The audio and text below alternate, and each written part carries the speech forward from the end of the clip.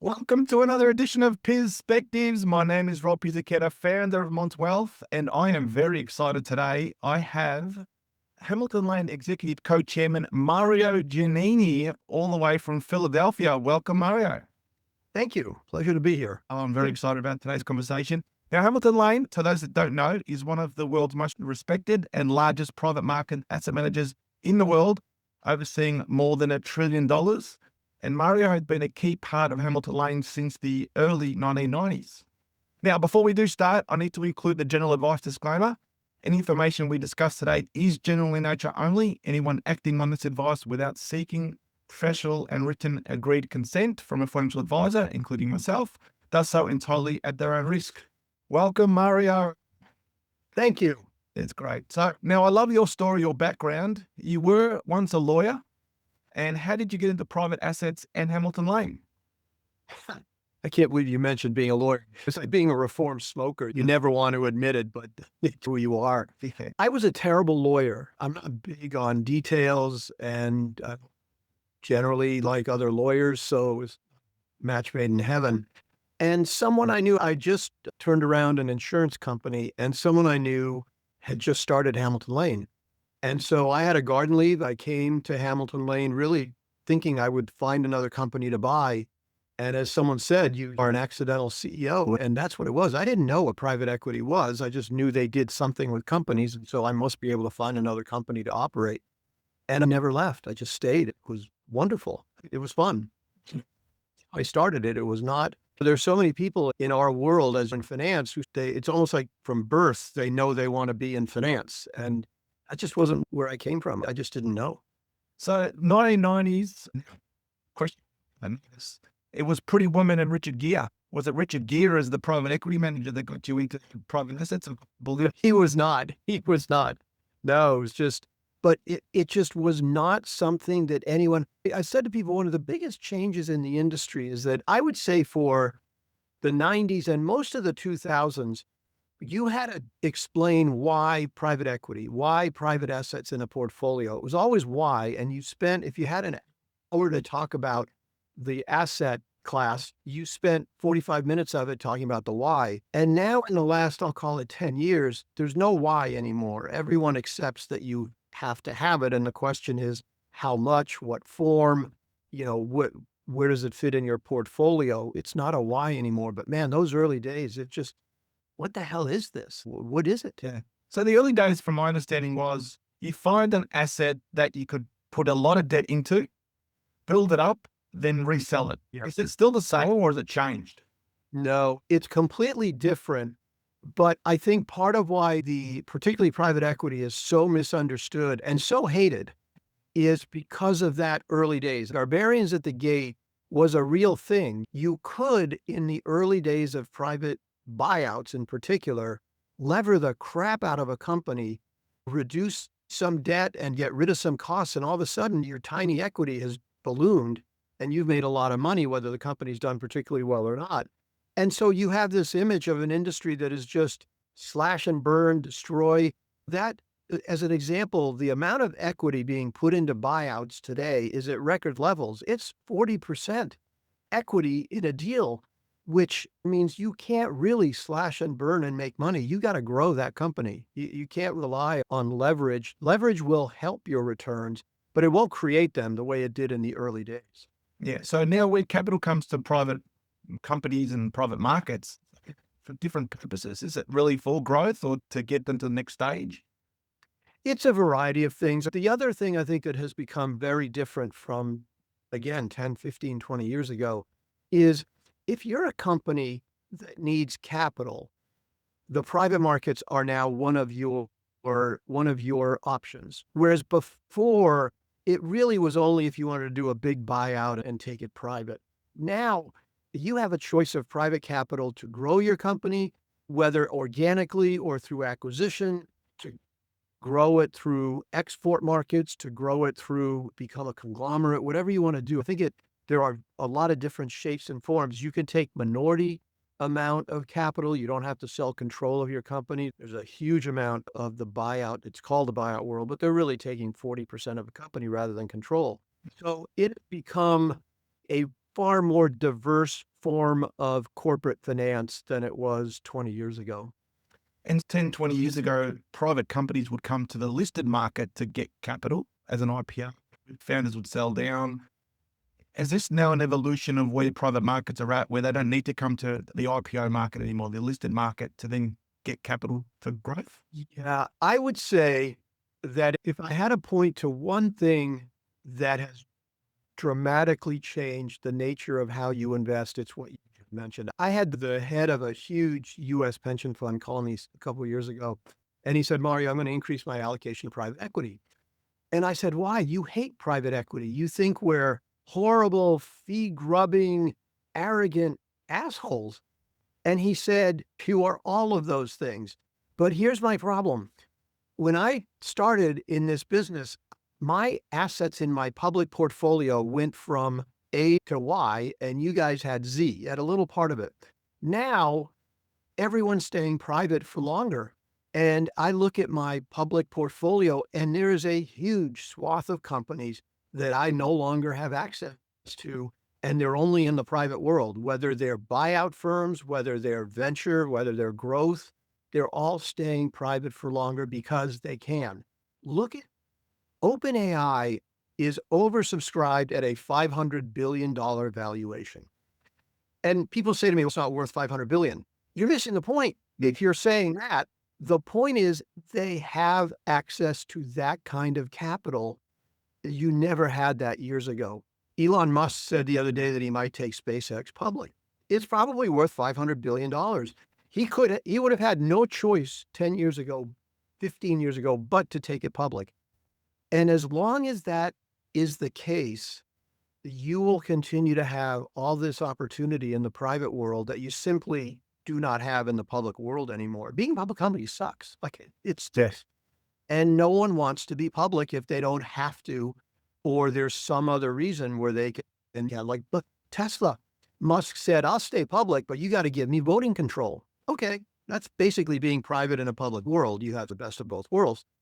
I think that's the nature of the investing world that we all have to deal with. It's not great. I think the public world needs to be more robust. And I'm a private guy saying that, but that's the reality of the world we live in today. So what's the benefit then for an investor, private versus public? I think what you have on the private side, you have better returns. You haven't the last 2 years in equity, but you have had for the last 30 years in credit. You've had better returns for the last 20. What you have in the private, what I tell people is everyone talks about, if you listen to us, you hear that private is better than public because we're smarter. We're not smarter. It's ridiculous. What it is, a better governance model. What you have in the private world is you have everyone aligned along the same, on the same page. Like everyone is interested in increasing equity value. They're all looking at it the same way. You don't have that in the public world. In the public world, you got a CEO that's trying to jimmy the stock price so that he or she can get better option packages. And you got a board of directors that have no idea what the company does, but up there, their pals, whatever. That doesn't exist in the private world. In the private world, you have much more information than you do in the public world. You have much better ability to make decisions quickly. It's just a better governance model. And as long as that's true, which I suspect is going to be true for quite some period of time, the private world, whether it's equity, credit, infrastructure, real estate, will have a huge advantage that the public world just doesn't have. Yeah. So when it comes to investing in private markets, I mean, there's a plethora of opportunities. What's Hamilton Lane's competitive advantage? I think there are a few. The obvious ones in terms of, you mentioned our trillion, we are big. And I think being big in the private world matters because of private. So having access to information, having access to deals, having access to all these great managers who are their best at their particular fields is an enormous advantage. And that is one that we use. The deal flow in the private world isn't something, you don't just pick up the financial press and go, oh, I think I'm interested in that company. I'm going to go buy it. You've got to go find it. You've got to go figure out how to have the conversations with private people. And that takes a network, that takes scale, but just not something that you can create because you've got money and you have access to a Bloomberg terminal. That's certainly an advantage. I would say the other advantage that, I know it sounds cheesy, I assume everyone says it, is culture. I've always thought that if if you've got a really good culture with your firm, you're going to win. You're going to win because at the end of the day, I believe investing is all about relationships. I believe investing is all about having those relationships, nurturing those relationships, and developing them. And if you've got a culture of people that are good at relationships, that are good with people, that are good at understanding what do the clients want, how do they want it, how can you deliver it, you're going to do okay. And I think we're pretty good at that. Good culture around that.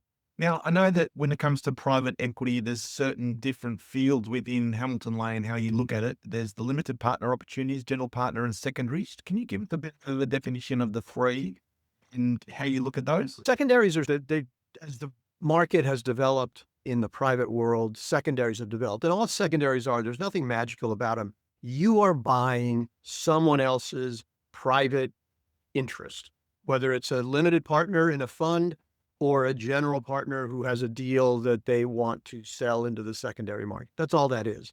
It's like instead of building a new home, you're buying a home that's already there on the lot.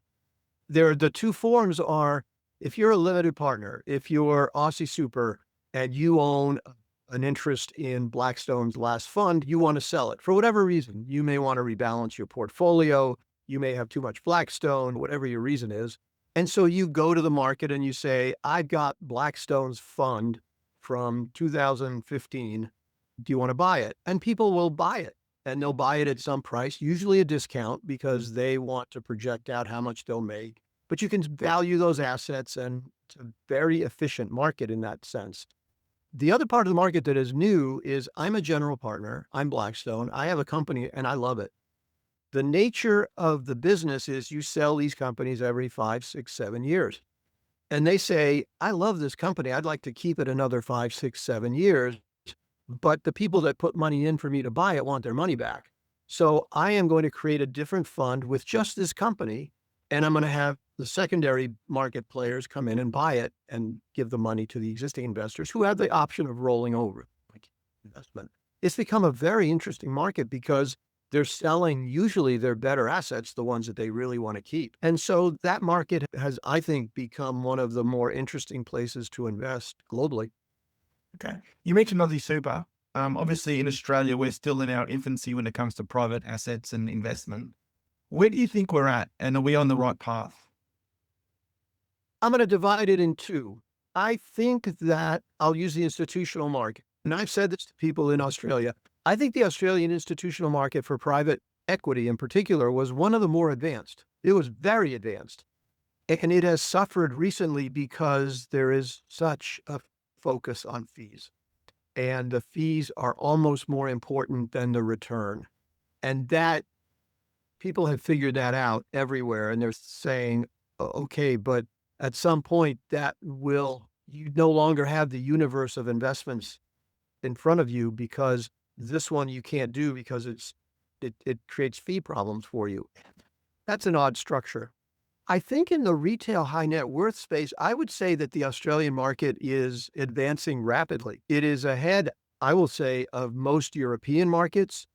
It's a little bit different from the US market. The US market has some peculiarities that make it probably a little further ahead. But the US market also has a much higher fee load than the Australian market. So I think at the end of the day, the Australian market has an advantage in terms of the net return to investors. Yeah. So what are some of the red flags that Australians are concerned about when it comes to fees? And what are the misconceptions? The part about fees on the Australian market that I find strange is that it doesn't really look at what the net return is. It just looks at what the fees on the assets are. And so if I have a set of assets here that are earning 10 with a 2 fee or a 1, and I have a set of assets here that are earning 6, but with a 0.5% fee, the Australian market essentially will prefer the 6 with the half because that half fee will look better to everybody. Because I guess you report all the time how much you're paying in fees, and everyone that pays more in fees is disadvantaged. And you hear that and go, that can't be the way to look at it. And it is. It just is in many places. It's funny here in Australia, Mario, there were a lot of ads from the industry super funds talking about low fees. And it's all about low fees, but they never focus on the returns or the risk. That's Makes the risk. Yeah, that's the part that I just find unusual because sure, I can give you the lowest fee portfolio in the world and it'll be in cash. You're going to go, I don't want that return. And I go, yeah, but your fees are almost zero. So I think there's going to have to be a balance. And Australia is not unique in that, but it is probably one of the more fee focused markets that we deal with. The Netherlands is another. Just there are certain markets that are obsessed with it. Yep, understand. Now, when it comes to investing in private equity, there's two sources, in effect, two vehicles. There's the evergreen, which means it's always open to invest and get your money out. So always there's limitations on redemptions and how quickly they come. And then closed end. Now, closed end is how private equity started, and then you'd sit there for 7 or 10 years and you get your money back. Yep. What are the pros and cons of both? So I am a big believer in evergreen. I will tell you, like on a personal level, most of my money out that's not in Hamilton Lane stock is in evergreens. Here's the way I think about the two forms of investing. The closed-end fund you described is very easy for the general partner and very challenging for the limited partner, for the investor, because all the general partner has to do is say, you promised me this money and I'm going to call you when I need it and I'll give it back to you when I don't. And they're just like a conveyor belt. Money comes up, boop, boop, boop. You as the investor are stuck figuring out, when do I have to put the money in? When is it coming back? I always have to have capital. The administrative burden around that is significant. And that's the balance of work around that. The evergreen vehicle is the other way around. It's very taxing on the general partner and very easy for the investor.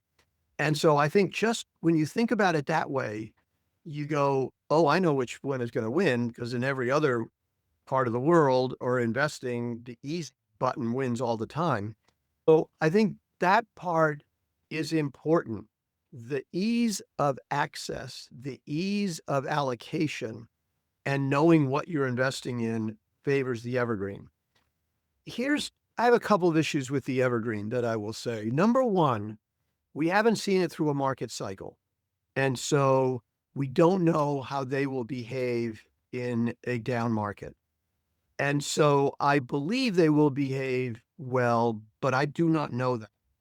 The other issue I have with them is that they're really sold like this. Wonderful, blah, blah, blah, blah, blah, and they're liquid. And you look at them and go, why'd you put your hand over your mouth? Oh, I didn't mean to, but there's liquid.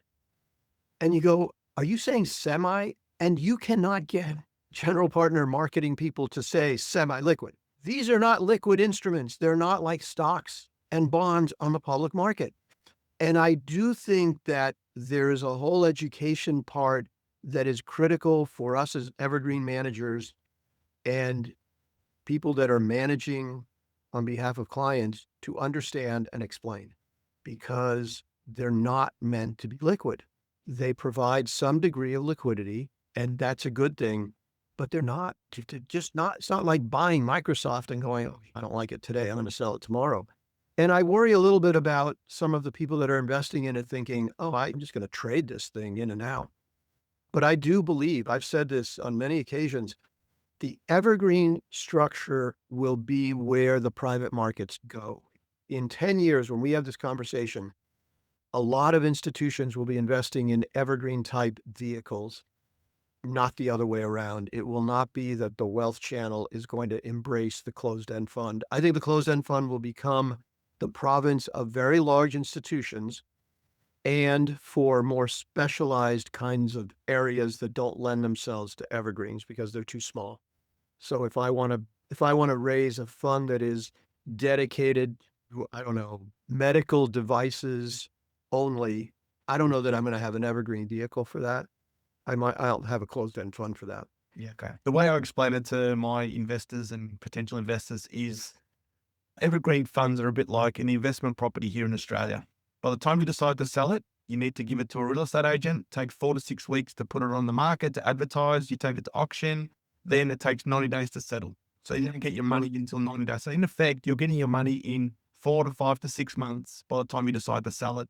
Very similar to a private asset manager is, an evergreen fund is.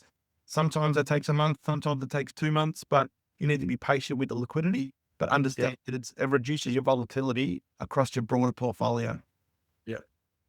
Yeah, I completely agree. And that's the part of the education that I think, look, it took institutions, when I said at the beginning that you had to explain the why for so long, it took institutions 15 or 20 years to get really comfortable with private equity, private assets. The idea that magically the high net worth channel is going to figure it out in a year and be completely conversant with is just, it's insane. I look at some of my peers and talk to them and I say, you're crazy. This is going to be a process and there's going to be ups and downs, particularly with a down market. Yeah. There just is. Yeah. Let's just go to pricing for a sec. You mentioned earlier AI, 500 billion. Where are we at the moment in the cycle when it comes to pricing deals or pricing companies? Are we at the top end, low end, in the middle? How should we be thinking about pricing of deals? Today, pricing of deals. So let me divide the market into the buyout world and the venture world. And what is interesting to me about Australia, you don't want to ask me questions because I go off on tangents, but what is interesting to me about Australia is it is the market where the word private equity is most associated with venture capital that I encounter in the world. I don't know whether that's a media question, but when I talk about private equity in Australia, invariably people believe I'm talking about venture capital. And it's not. Venture capital is literally 20% of the private equity world. The other 80% is buyout. In the buyout world, I would say prices are close. They're closer to a high than they are to a low. There's nothing being done super cheap and giving assets away. I would say things are expensive.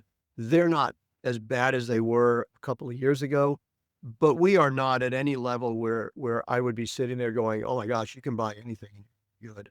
So I think we are in similar to the public environment where you say prices are high. You're not going to make money by buying something cheap. And in fact, the only assets that are really selling are high quality assets. So that drives the price even higher. People are not willing to take a discount on any assets that have a hiccup on them. In the venture world, so at this point, probably 50% plus of venture deals are AI related. Prices are really high, like really high. And I think here is where you need to decide where you are. And what I think is really the most important question for all of us as investors, both in the public and the private world. Because in the public world, you know this better than I do, you're essentially levered to 6 or 7 AI stocks globally. It's true around the world. And in the private world, on the venture side, if AI, in fact, is over the next 3 or 4 years, particularly with the large language models that the Googles and the OpenAIs are developing, if that is where money continues to be spent and progress continues to be made, then these prices are not too high. They're high, but the growth and the future is so wildly good that you need to be paying that to get into these assets. If it's not, then we're all looking at 20 to 30% corrections almost immediately in both the public and private world. And I don't have an answer to that. So Nouriel Roubini, who you remember is Dr. Gloom or Doom, whatever he was during the financial crisis, he is now saying, and he's been a bear for longer than I've been alive. And that's a long time. He's now saying that AI will drive U.S. economic growth, that U.S. GDP in 2030 will be 10% annually. Wow. That you are in a very different world environment. And I don't know if he's right or wrong. Nobody really does. I will give you the other side, and I won't give it to you. There's a guy I follow, a guy named Gary Marcus. He's out of Canada, not an American. Big believer in AI, but he believes the large language models that we're all spending money on are not the way to go and that they've reached their limit of scalability. If he's right, then we're going to have a 1, 2, 3 year period where we're going to have to make this adjustment that, okay, we're spending money in the wrong way. It'll be a little bit like the 2000 internet bubble where it burst, but the internet continued to be a driving force for growth. I think to me, that is the number one question all of us as investors, public or private, need to understand. You can't go into cash and go, I'm not going to play this game. But you need to figure out where on a risk-adjusted basis am I going to play in these assets. Again, I know I'm rambling, but I love it. I'll give you something else because, and this is something I think JP Morgan stole this from me, but they'll never admit it. They have issued something that says you should increase your allocation to private equity because they said the single biggest place to diversify from a pure AI risk that you have in your public portfolio is in private equity buyout, not venture, buyout. And they're right. Private equity buyout, the reason it's underperformed for the last 2 years is because it does not have massive AI exposure. It just doesn't. It doesn't do NVIDIA chips. It doesn't do large language model. It doesn't do any of those things. And so I just never, over the last year or two, I've been thinking, if you want something that is not that public equity exposure that you have, there's nothing better than private equity buyouts globally. It's just fascinating how the different worlds are investing and trying to figure out how to get return. It's interesting too, because I know the way that you guys look at investing is in a portfolio, diversified portfolio in effect. How are you looking at that portfolio construction now?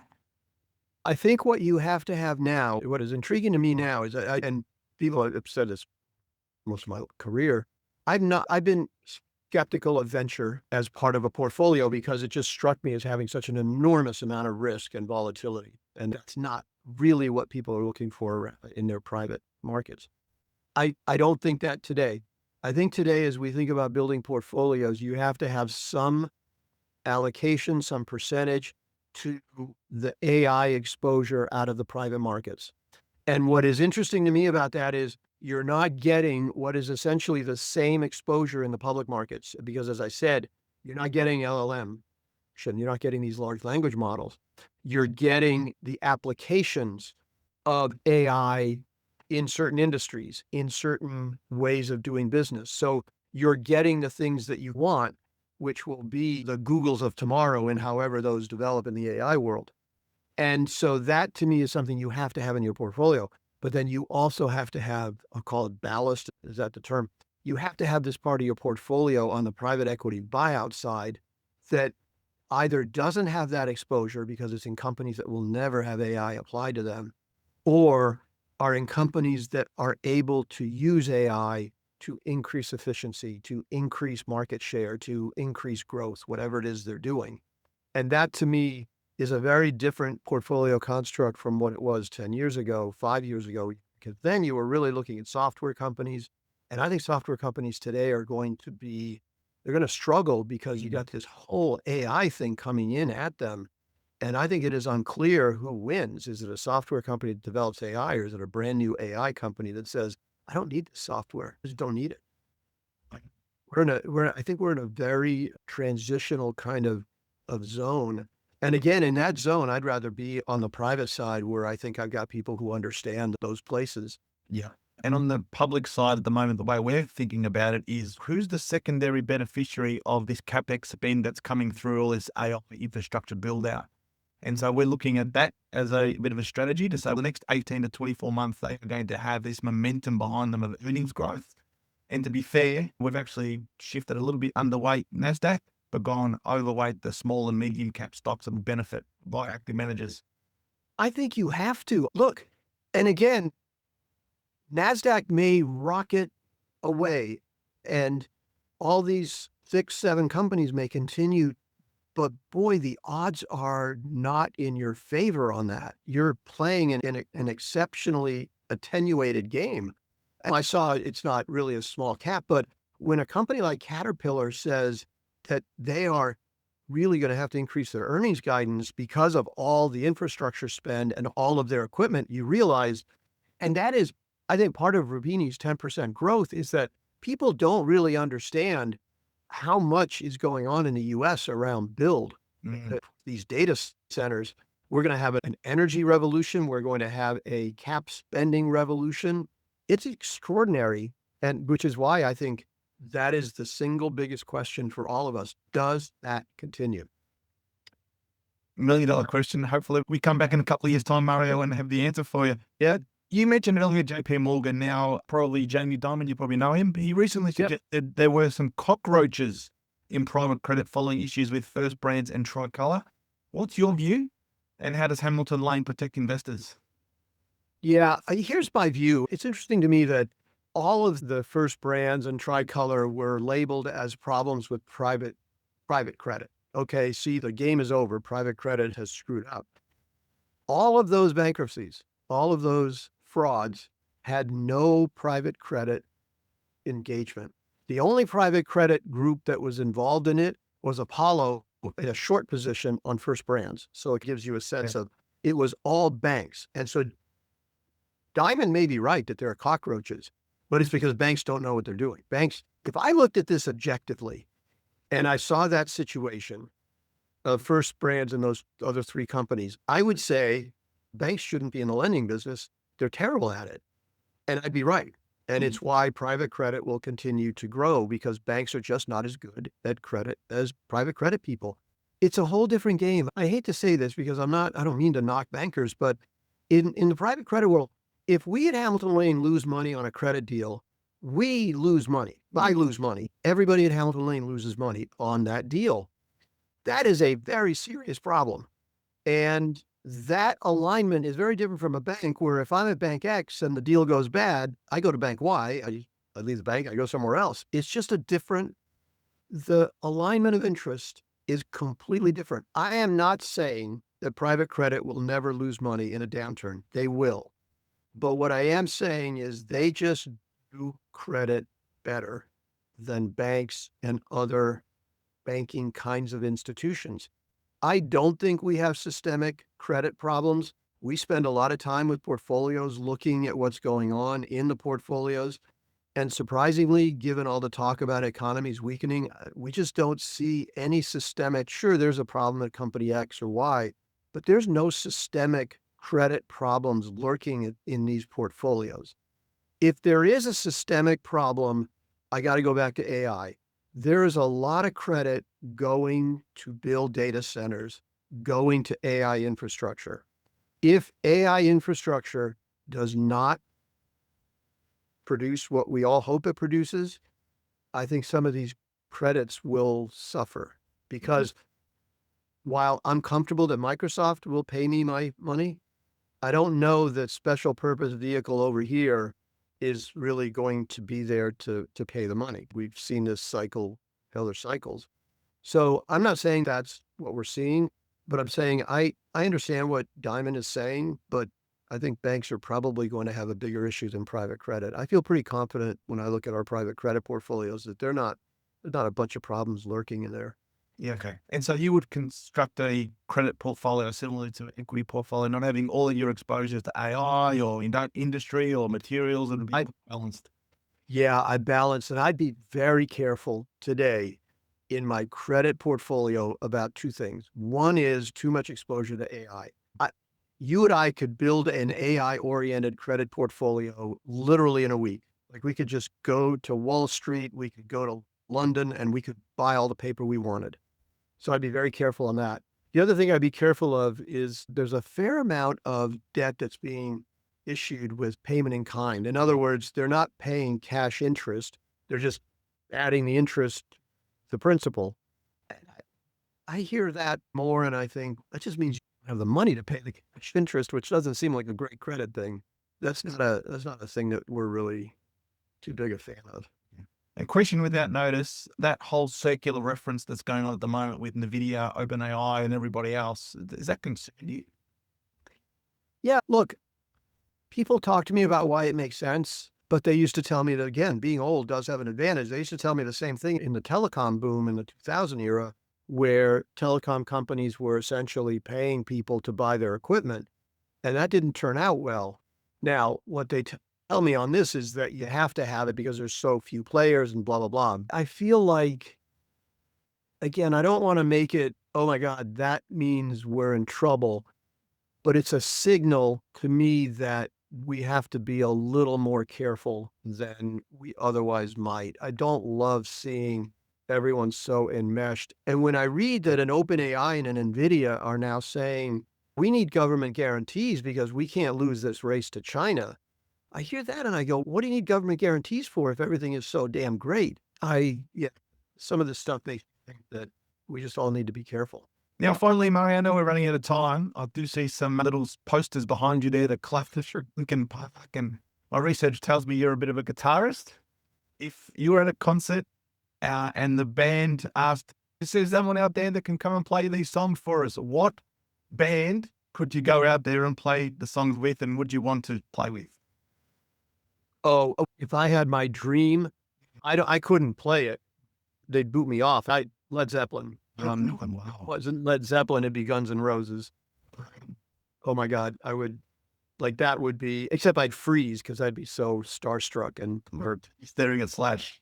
Yeah, they'd say, I'm sorry, you lied about being able to play guitar, my friend. Okay, you're a bit like me then, amateur guitarist. And then finally, also, I understand you love your tennis. Do you like tennis? Yeah. You ever come down to see the Australian Open? I've never been to see the Australian Open. It's funny, I don't watch all that much tennis, although I love playing tennis, and there are some players that I have liked seeing play in the past. Well, next time you are organising a marketing round down here in Australia, let's organise it for around about the end of January. The weather's good down here then, and Yeah, I'll take you along to the Open. Yeah. No, it'd be great. It's just the thing about it, I don't know if you play tennis, but the thing about seeing real tennis players is they play tennis in a way that you just can't even imagine being able to do. Their speed, their power, it's extraordinary how it's amazing the fitness of these athletes. It's insane. Just as good as they are at tennis, Mario is as good as you are in private markets. So thank you very much. Thank you. Thank you. And anything we discussed today is general advice only. Anyone acting on that advice does so entirely at their own risk. Mario Giannini, thank you so much. Thank you. Pleasure to be here. Thank you.